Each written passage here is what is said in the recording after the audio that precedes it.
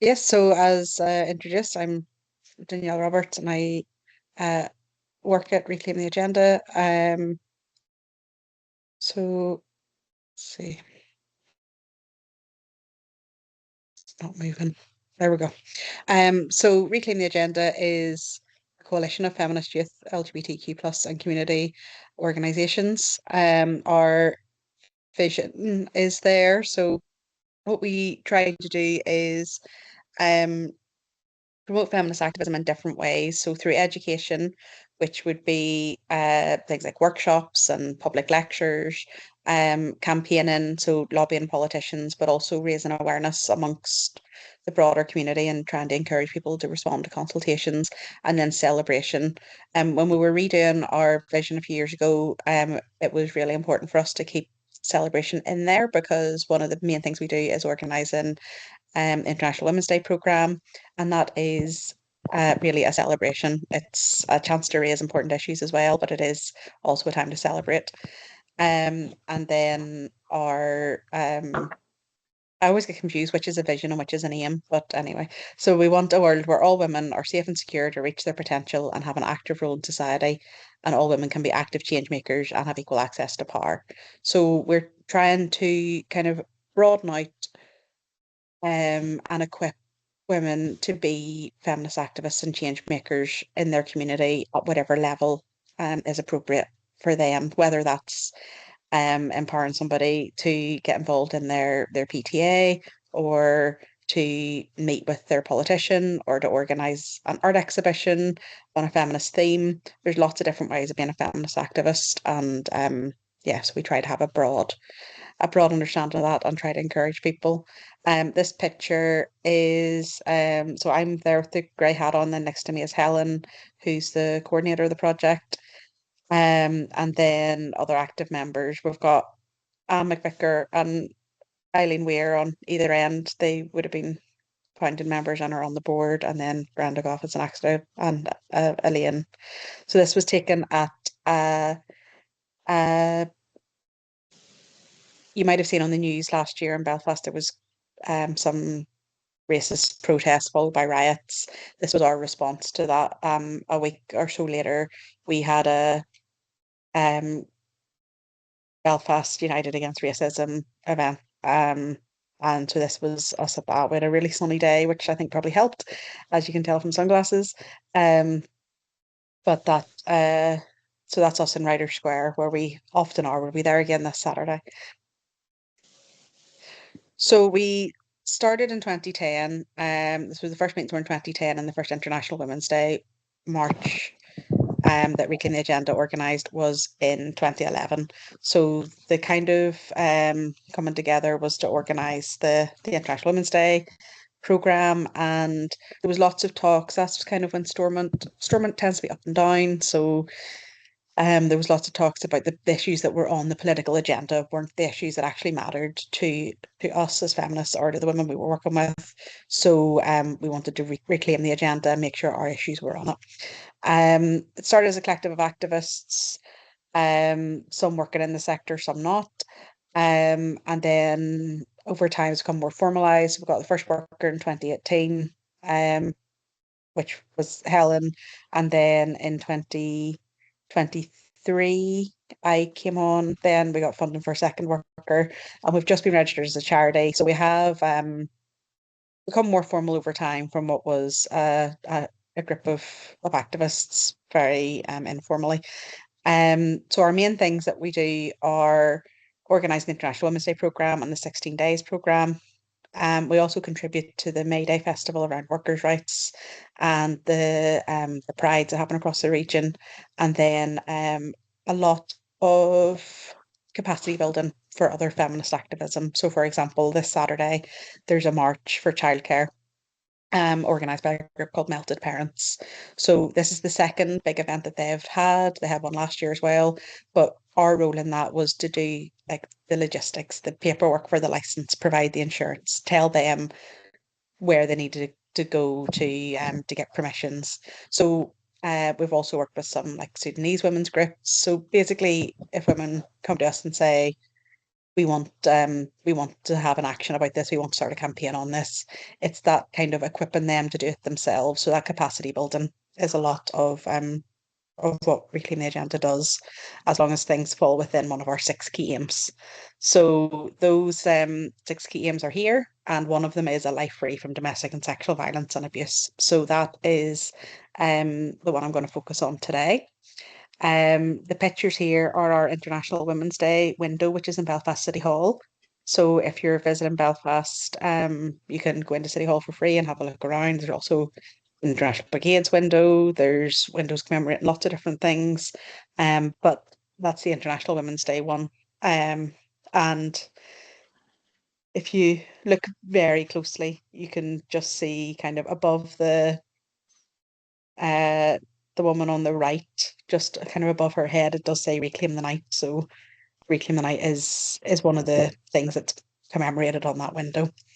Um, so thinking about our work on ending violence against women and girls, and so taking in gender-based violence, domestic abuse, and sexual violence. 16 days of activism on gender-based violence is one of our, I would say it's probably our second busiest time of the year. So we run a program of events starting on the International Day to End Violence Against Women and Girls and ending on Human Rights Day. So that period of the 16 days of activism against gender-based violence. So that's that picture on the right is our program from last year. So you can see we had quite a few different events. Some of them were information events about immigration options for people who were maybe here on a spousal visa. We had some updates on what law changes had come in. We had workshops on how to tackle victim blaming. So and then placard making for Reclaim the Night. So a whole mixture of things. That's not all of them. But our flagship event every year is the Reclaim the Night March and Rally, which I'll talk about more in a minute. So it takes place on the last Saturday of November every year to fall within the 16 days. Um, so this year we also had a stall the whole weekend in St George's Market, which if you've been to Belfast would be a very busy place at the weekend. It's a mixture. On Fridays it's more food market, and then Saturdays and Sundays is a bit more of a craft market. And yeah, so that was really great to be able to have a stall that weekend and engage with people who we might not normally um get speaking to. Um so as part of the program then as well online, for this is the second year we've done it. We've done 16 blogs for 16 days. So that's where we invite people from different organisations and activists to give perspectives from their own lived experience or from their research or from their professional experience on different aspects of violence against women, of gender-based violence. So this year we had an article from AGNI talking about older people and experiencing domestic abuse. We had an article from um, a Muslim woman about Islamophobia and how that intersects with gender-based violence. We had uh, another year we had an article from somebody from the band Problem Patterns about how she uses her music as activism to challenge gender-based violence. So it's really broad. Some of them are a bit academic. We've had some PhD researchers write blogs. Some of them are personal experience, but they're all on the website. So there is a drop down on the 16 days events to the 16 blogs. It's on the homepage as well. And then in the archive, you can read last year's as well if you're really interested in reading. They're all about 500 words, not too heavy, or too much of a time commitment. Um, and then, as I said, our flagship event is the Reclaim the Night March and Rally. So before I move on, because I don't think I put this picture on the next slide, but if you have a look on the image on the left, that drawn in the middle, um, is actually an updated image by Louise Walsh. So it is taken from an image that she drew for a 1987 march. So 30 years later in 2017, she updated the image for us, and that's what we use as our kind of Reclaim the Night banner.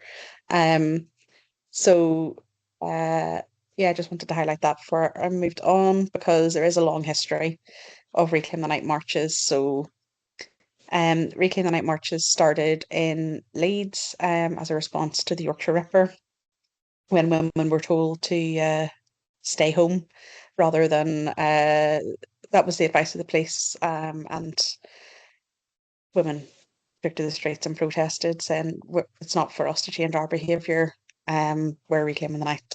So there is a long history going back to the 70s. Marches have taken place in Belfast before as well. That 1987 one, there's actually some footage on digital, NI digital screen archive of it. And Belfast was a very different time then. They didn't have to do anywhere near the level of paperwork that we have to do, and risk assessments and have first aiders and all that stuff. They literally carried washed out baked bean tins filled with petrol soaked rags lit on fire as part of their march, whereas we're more likely to have a glow stick. So there is a long history, and I think it's important that we acknowledge that. We revived Reclaim the Night then in 2014. We've had an annual event ever since. We had 1 year where it was online over COVID, and 1 year where it was a static rally rather than a march, the year when we were just coming out of lockdowns. But there's been a Reclaim the Night Belfast event since 2014. We have diverse speakers every year who do a short speech before we set off. We tell them 3 minutes, and most of them tend to stick to that. But highlighting particular issues as a kind of rallying call. Whereas for me, International Women's Day is a celebration, and that's kind of the mood on that day. Reclaim the Night is kind of more of a cathartic anger, where we come together and raise issues and support each other. There's some communities we always have represented. So we always have a speaker from a young women's organisation. Normally that's a student union. We always have a speaker from a Black or minority ethnic group. We always have a speaker from an LGBTQ plus group, and we always have a speaker from a sex workers' rights group. The Yorkshire Ripper particularly targeted sex workers, and the law, whenever we started Reclaim the Night Belfast in 2014, the current iteration was when the law around criminalisation of purchase was coming in, and it has been demonstrated now 10 years on to have made sex workers more vulnerable. So it was important that we recognise that history and always include that voice as well, which is a voice we don't often hear. Our route was very deliberately decided. This is set out in detail on the website as well if you're interested in digging more into it. But we start in the University of Ulster area because we know that younger women experience street harassment at higher levels. Our route takes us past the building where the Rape Crisis Service is, where the Pride office is. We go past City Hall, which is a symbol of government. We go past the courts and the police stations with symbols of the criminal justice system. And we end at the Albert Clock, which is traditionally an area associated with sex work. So we very deliberately chose our route, and those points along it, because those are all issues that we need to talk about. For the first time last year, there was simultaneous marches in Belfast and in Derry, Londonderry. So keen to see that continue and things to roll out. If we could have events happening in every town at the same time on that last Saturday in November, it'd be brilliant. But this is the first time we've had simultaneous marches happening. So that was quite a big deal this year. Campaigning and lobbying isn't a big bit of our work, but the space that we occupy is a bit more flexible than, for example, Women's Policy Group, which is more of a expert. We are involved in Women's Policy Group as well, but that's the type of organisation that would give evidence to committees, things like that. These images that we made were in response to the consultation on relationship and sexuality education. There was a lot of information, misinformation, deliberate misinformation, so disinformation going around the RSE consultation, and people were saying, I'm getting sent this in my school WhatsApp groups. People are sharing this on Facebook. I want to do something about it. So we made these images, getting more cheeky as you go along. But people were saying we need to let kids be kids. Don't talk about RSE. So we said, let kids be kids. Age appropriate RSE helps children and young people recognise abuse. Don't let misinformation harm the next generation. So really calling out the content of the RSE and that this is age appropriate and encouraging people to respond to the consultation in all three images. And then the last one of the leaflets that was doing the rounds was saying they're going to teach 4-year-olds about anal. So we made this image. What a load of excluded, redacted with a poo emoji. Nobody's teaching 4-year-olds about anal. That sounds like a ridiculous idea because it is. So those images are cropped a wee bit, but this was something that people could share in their Facebook, could share in their WhatsApp groups at different levels of cheekiness to challenge the misinformation that's going about. So we were able to do that because I always say when I'm doing something as part of women's policy group, I'm wearing a blazer. If I'm doing something as Reclaim the Agenda, it's more a denim jacket with badges. So being able to work in tandem with other organisations, but to challenge things in different ways. So our campaign and work is more around direct action, where the people who organise the marches and the rallies, we raise awareness of things, and we also provide practical support, as I've mentioned before. So things like the logistics around protests for other groups. So it means we can reach different audiences and use all the tactics that are at our disposal. We're part of the Raise Your Voice project, which is a partnership community education project, along with Rural Women's Network, Women's Support Network, and Women's Resource and Development Agency. So we do workshops that are peer-to-peer, and we train community facilitators to deliver them in their own communities, on victim blaming, on what is sexual harassment, on bystander intervention, and we're developing one on misogyny. So this is to try and raise awareness of the issue and to change culture. So Raise Your Voice workshops, we're one of the 4 organisations involved in doing that work, and we do the social media side of the work as well. So you can check out Raise Your Voice across social media platforms as well.